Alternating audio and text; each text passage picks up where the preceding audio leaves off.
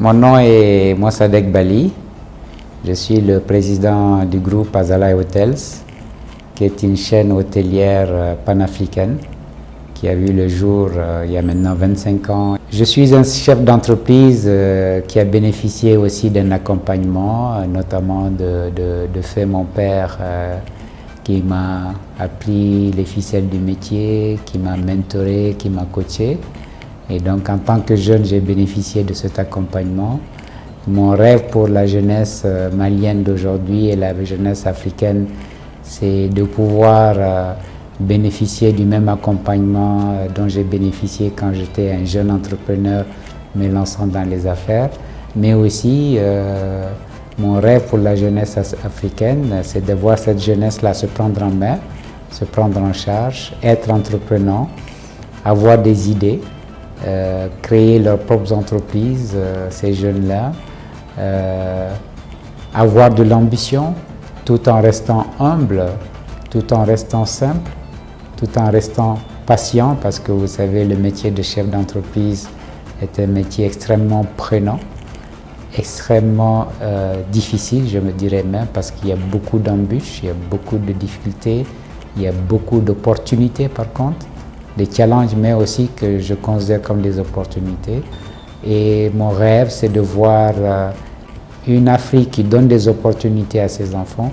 Je suis toujours peiné de voir des jeunes qui tentent l'aventure, qui tentent l'immigration clandestine, qui meurent dans le désert, qui meurent en mer Méditerranée, qui deviennent des esclaves uniquement parce que cette jeunesse manque de perspectives sur le continent et pense que ces perspectives se trouvent sur un autre continent, notamment le continent européen.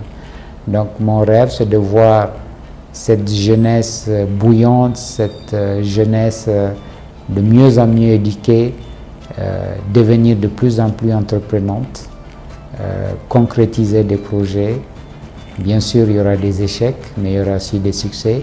Et ces succès vont créer les emplois que ces mêmes jeunes vont occuper.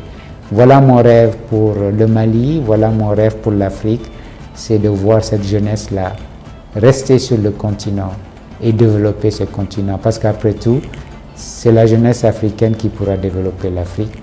Ce n'est pas d'autres qui vont venir développer l'Afrique à la place des Africains.